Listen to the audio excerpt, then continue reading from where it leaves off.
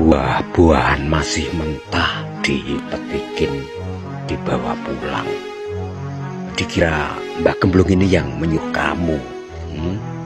Besok lagi jangan diulangi lagi loh ya. Awas kalau diulangi lagi. Mbak Gemblung ini sudah berulang kali mengatakan pada kamu jangan mengambil buah milik tetangga. Menjarah milik orang lain itu hukumnya haram. Lah kamu monyet ya nggak tahu haram dan halal kok ya.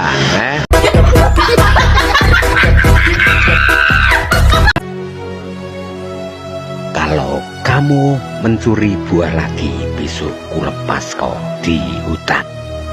Kamu nggak mau kan dilepas di hutan? Makanya menurutlah sama Mbak Gemblung.